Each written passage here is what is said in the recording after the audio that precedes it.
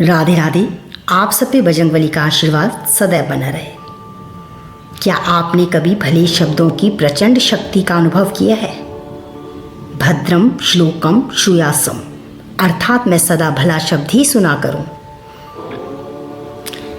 एक बार असुरों ने इंद्रपुरी को घेर लिया। उनके पास बड़ी सुसज्जित सेना थी। हर प्रकार के हथियारों से सज्जित हो उन्होंने युद्ध के लिए इंद्र को ललकारा। हमारा युद्ध में सामना करो, हम अपने बाहुबल की शक्ति से तुम्हें परास्त करना चाहते हैं। यदि हमसे डरते हो तो हार स्वीकार करो और इंद्रपुरी हमारे हवाले करो। विशाल असुर सेना को देख महाप्रतापी इंद्र एक बार तो कांप उठे। बहुसंख्यक शत्रु के सामने मुट्ठी भर देवता आखिर क्या कर लेंगे? अब तो पराजय निश्चित है, इंद्रपुरी छीन ही जाएगी। मुझे किसी बाह्य दैवीय शक्ति से सहायता लेनी चाहिए। अपनी सीमित शक्तियों से तो इंद्रपुरी की रक्षा होती नहीं दिखती। अब उनके सामने प्रश्न था, असुर कैसे मारे जाएं? भगवान ने सलाह दी, केवल शब्द शक्ति के देवता ओम की सहायता से ही में नव प्राण और नव उत्साह का संचार संभव है। वे ही मेरी शक्ति के स्रोत हैं। उनकी कृपा से मुर्दा दिल में भी नई शक्ति का प्रादुर्भाव होता है। उनके पास जाइए और शब्द शक्ति ग्रहण कीजिए। महाराज इंद्र को कुछ धैर्य हुआ। ढूंढते ढूंढते ओम देव के पास पहुंचे। मुंह पर अमित शांति और धैर्य की साक्षात मूर्ति ओम की दर्शन मास से उनमें शक्ति का संचार हो गया। इंद्र ने ओम से कहा, हे भगवान के शक्ति स्वरूप ओम, आप शब्द शक्ति के देवता हैं। हम आपको अपना नेता बनाकर असुरों की सेना से युद्ध करना चाहते हैं। आप ईश्वर की शक्ति और सामर्थ्य के रूप में हैं। ओम सोचते रहे। देवताओं पर बड़ा संकट था। उन्हें वीरता, साहस, धैर्य, उत्साहवर्धक शब्दों की आवश्यकता थी। उनके शरीर में हाथ, पांव, नाक, मुंह सभी तो थे, केवल आत्मविश्वास और साहस कमजोर पड़ गया था। उत्साहवर्धक शब्दों से उनके वे ही शरीर फिर शक्तिशाली बन सकते थे।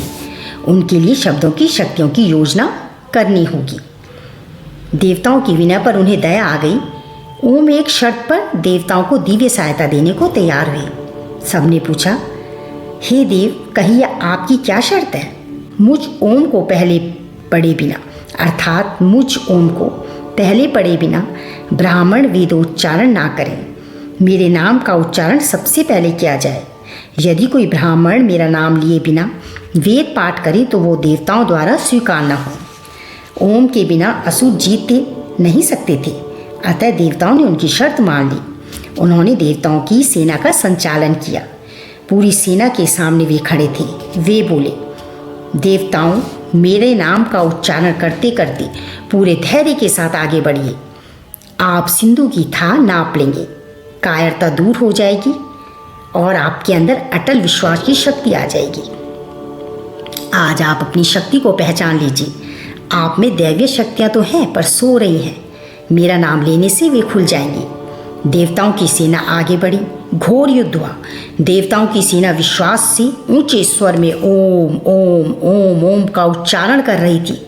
उस शब्द की प्रचंड शक्ति से पूरी सेना में शक्ति और जोश उमड़ पड़ा। ओम की शब्द शक्ति के कारण देवता विजय हुए और सब देवताओं ने ओम का जयकारा किया। तब से ओम अमर हो गए।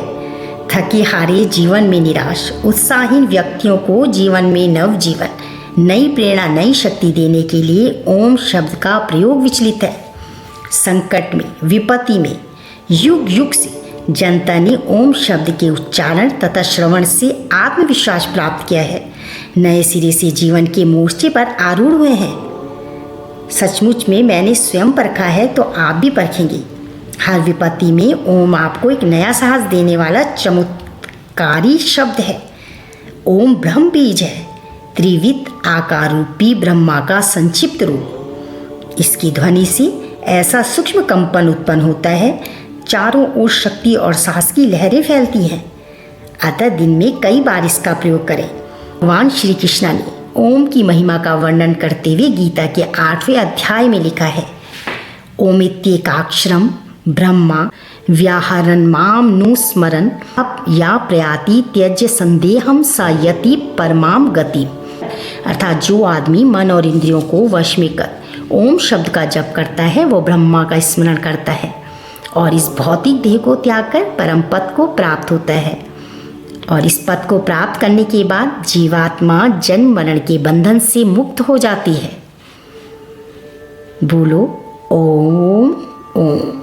राधे राधे राधे।